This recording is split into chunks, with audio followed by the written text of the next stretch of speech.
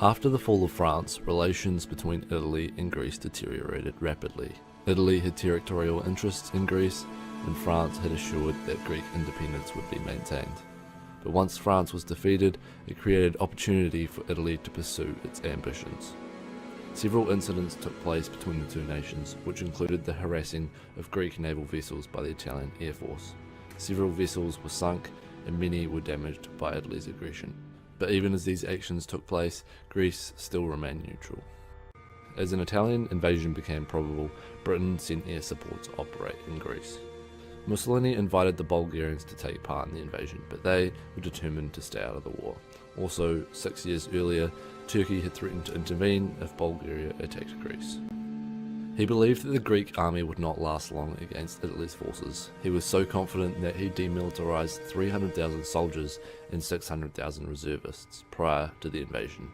On October 28th, Italian forces crossed the frontier into Greece. Due to the location of the Pindus Mountains, the campaign was divided into two theatres. In the west was the Epirus sector, which comprised of the 15th Corps, totaling 42,000 men. And in the east was the Korps sector, which comprised of the 16th Corps, numbering 44,000 men, which, including reserves, totaled to 150,000 soldiers. And facing them was 120,000 Greeks.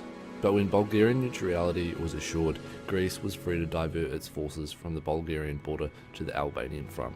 This force included the 13th and 17th Divisions, along with the 16th Brigade and the entire General Reserve, totaling around 100,000 troops. German intervention in the Balkans began on April 6, 1941, with the simultaneous invasion of both Greece and Yugoslavia. The invasion of Yugoslavia began with the bombing of the Yugoslav capital Belgrade. This was done in retaliation for the coup that was appropriately codenamed Operation Retribution. The major bombing is estimated to have killed between 3,000 and 4,000 civilians and largely disconnected much of the army high command from the Yugoslav forces. The ground offensive began in Bulgaria when German troops crossed the frontier into Yugoslavia. At the same time, the 3rd Yugoslav Army launched an offensive into northern Albania in an effort to force the Italians out of the Balkans. The attack saw initial success but was forced to halt due to the rapid German advance on the Bulgarian frontier. On the 10th, the rest of the frontier lit up as German troops in Osmark advanced on Zagreb, while German forces in Hungary, Romania and those in Bulgaria made a three-pronged drive on Belgrade. With the help of a local Croatian uprising, Zagreb was captured the same day, and the Yugoslav defence began to disintegrate. On the 11th, Italian and Hungarian forces launched their own offensives, both meeting a little resistance. Belgrade was captured the next day, and by the 14th, the military was considering surrender. Meanwhile, in Greece, German forces from Yugoslavia had advanced south, striking on the Greco-Yugoslav border. This drive served three purposes, the first being that they would bypass and outflank the Metaxas line on the Bulgarian frontier. Also, they would isolate Yugoslavia from its allies in the south, and they would separate the Greek forces on the Metaxas line from those in the remainder of Greece.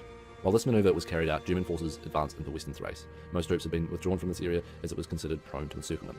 Due to the fighting on the Albanian front, the Metaxas line had been deprived of valuable manpower. The line was designed for a force of 200,000, but by April the force numbered just 60,000. German forces continued to drive south, and by the 9th of April, most units on the Metaxas line had surrendered. The German 40th Corps, under Lieutenant General Sturm, was tasked with cutting off Greek forces in Albania.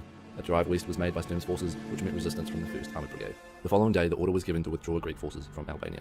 The 40th Corps then encountered the Greek 20th Division, which was covering the Greek withdrawal. German units advanced in pursuit, and the Italians in the north did the same. Meanwhile, in Yugoslavia, the German Blitz had broken up the defence. By April 14th, the Yugoslav government had fled the country, and the military was seeking an armistice. This was signed on April 17th and took effect the following day. By April 20th, German forces had advanced well behind the Greek units on the Albanian frontier, and an offer of surrender was made to the Germans. No such offer was made to the Italians, as they did not want to give them the satisfaction of victory that they had not earned. In fact, on orders of Hitler, the negotiations were kept secret from the Italians until the surrender was accepted. This outraged Mussolini, and he reacted by ordering counterattacks against all Greek forces, which met little success. Surprisingly, Greek soldiers were not taken as prisoners of war, but they were allowed to return to their homes after demobilisation. Meanwhile, in central Greece, British and Commonwealth forces were withdrawing south, with German units in pursuit, and by April 21st, the order was given to evacuate Allied troops off the Greek mainland. The delaying action was made at Thermopylae by 2 Australian and New Zealand brigades, which brought valuable time for the retreating units. Another was made at Thebes, and on April 27th, German units entered the Greek capital Athens. Over 6 days from The evacuation of Greece had increased the garrison units on Crete to 27,500 Australian, New Zealand, British, irregular British and Greek units. Most of them were unequipped and untrained.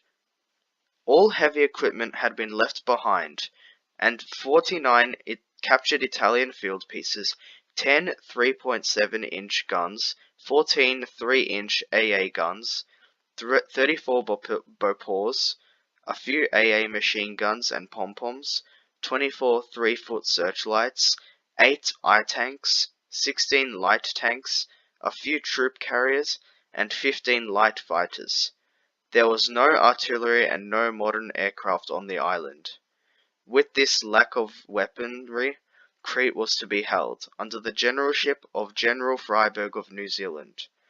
There were 4 defensive positions on the island of Crete, all connected by the only good road on the island: Malami, Chania, Retimo, and Heraklion. On the island there was only wire communications between the 4 defensive positions, and 1 submarine cable from Heraklion to Alexandria in Egypt. On the island there was low food and drought, and no to little medical aid. The mission here: to defend the airdrome, protect the beach, hold an east-west line, and be ready to counterattack, guarding the heights to the south and Chania from the west. Defending against attack from the west, out of the olive groves, from the Rocky Peninsula, or from the east. Suda Bay was vital. Its loss would cut the supply line. Here were the only important docks. Around this vital bay were placed 4 6-inch guns, 10 4-inch guns, and 30 other guns, AAs, 3-inch, and Bofors, to hold the airport, guard the beaches, and the approaches to the town. To protect the field and harbor, second port to Suda, Freyberg's second supply line.